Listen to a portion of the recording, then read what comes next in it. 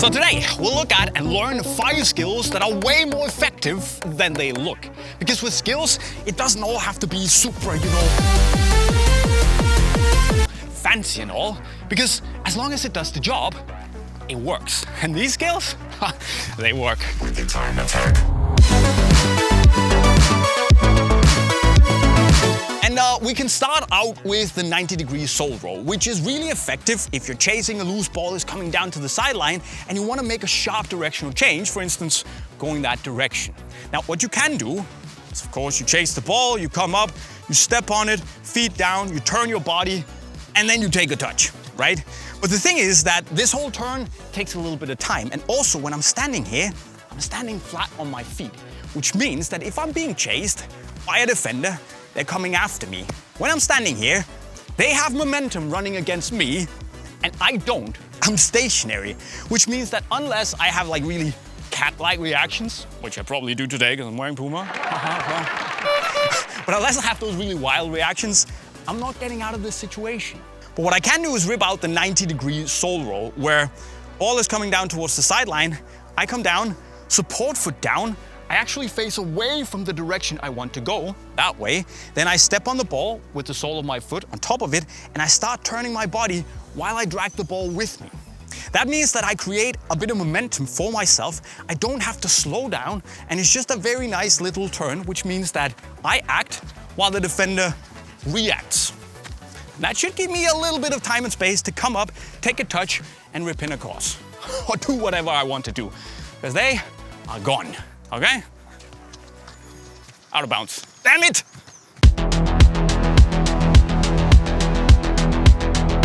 Now, the second skill is the double cut. Second skill, double cut. But it's really effective because you try to wrong foot the defender and gain momentum not only by dropping your shoulder, but actually by making a little touch, moving the entire ball to one side as the bait.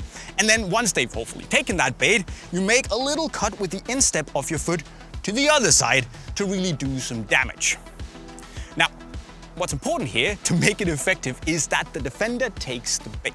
So once you make that little cut to one side, that little touch, what you can do is to open up your arm a bit, open your hip as if you are about to shoot or make a pass.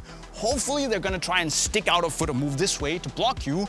And once that happens, that means that their weight is all wrong. You've got them wrong-footed, right? Giving you that small window of opportunity to just tap the ball whoop, with the inside of your foot and go in the other direction in a small cut. Well, it's not a big movement, but it's just very, very effective. Whoop.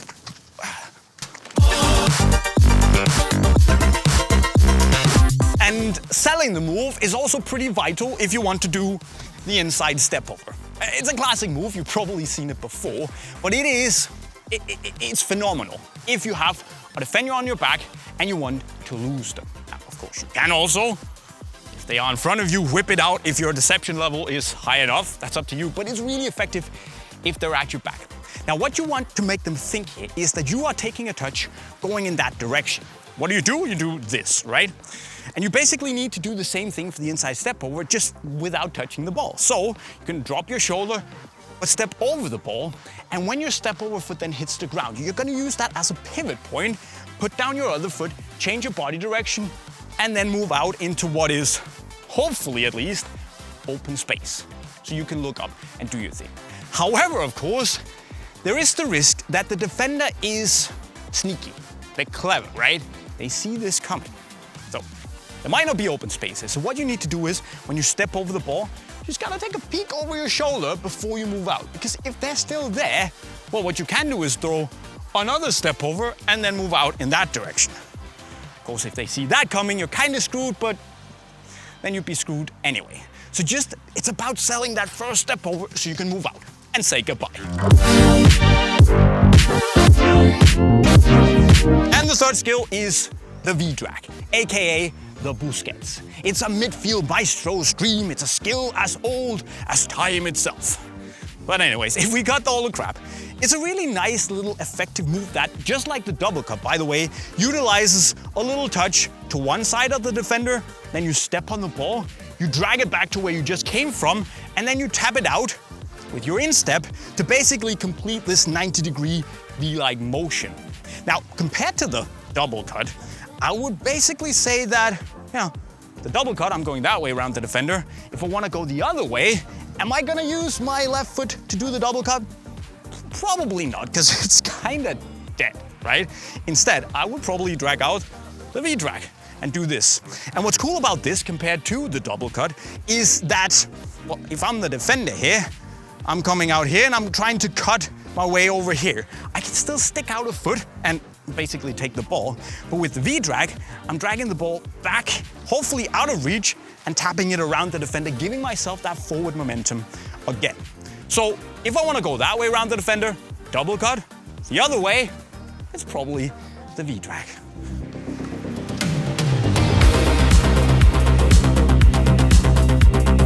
And finally, there is la croqueta.